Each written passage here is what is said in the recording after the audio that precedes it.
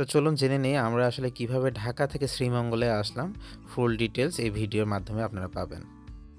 আমরা আমাদের যাত্রা শুরু করি আসলে ফকিরাপুল থেকে। আমরা শ্যামলীর এই বাসটি সিলেক্ট করি আমাদের যাত্রার জন্য। আমাদের বাসের যাত্রার সময় ছিল রাত ১০টায়। আমরা আমাদের যাত্রাটা শুরু করি আসলে রাত ১০টায়। যদিও বাস ছাড়তে আমাদের ১১টা বেজে যায়। বাসের এক্সপেরিয়েন্স মোটামুটি অনেক ভালো ছিল। তো আপনারা চাইলে ৳৫৭০ মাধ্যমে আসলে ঢাকা থেকে শ্রীমঙ্গলের উদ্দেশ্যে যেতে পারেন। আমরা সকাল ৫টা ১০ মিনিটের দিকে আসলে শ্রীমঙ্গলে পৌঁছে যাই। আমরা সকালে পৌঁছে সরাসরি পানসী হোটেলের উদ্দেশ্যে চলে আসি। শ্রীমঙ্গলে অনেক বিখ্যাত রেস্টুরেন্ট হচ্ছে পানসী। তো সকালে এসেই সকালের খাবারটা আমরা ৳৬০ মধ্যেই সেরে ফেলি। সারাদিনের জন্য আমরা একটা সিএনজি ভাড়া নিই, যেটা ভাড়া ছিল ৳১৪০০। আমরা আমাদের প্রথম স্পটের উদ্দেশ্যে রওনা দিলাম। আমাদের প্রথম স্পটটি ছিল নূরজাহান টি গার্ডেন। আপনারা ভিডিওতে দেখতেই পাচ্ছেন কত সুন্দর একটা জায়গা, ঠিক আছে? এখানে আপনারা সকাল যদি যান অনেক সুন্দর ছবি তুলতে পারবেন এখানে। এখানে আসলে আমার সবচাইতে বেস্ট জায়গা ছিল এটা শ্রীমঙ্গল ট্যুরের মধ্যে।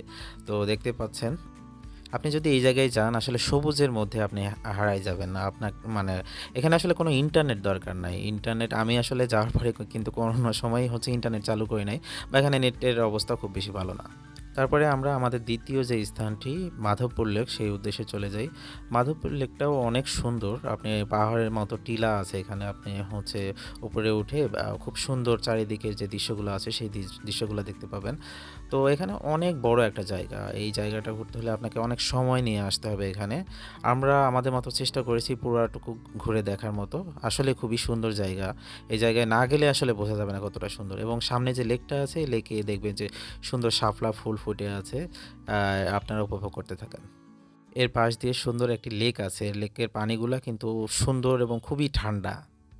এর পরের স্থানটি ছিল হচ্ছে লাউয়াছড়া জাতীয় উদ্যান। এটার টিকিট প্রাইস হচ্ছে ৳১১৫। ৳১১৫ সাথে আপনি যদি হচ্ছে গাইড নিতে চান তাহলে আপনাকে ৳৩০০ এক্সট্রা দিতে হবে।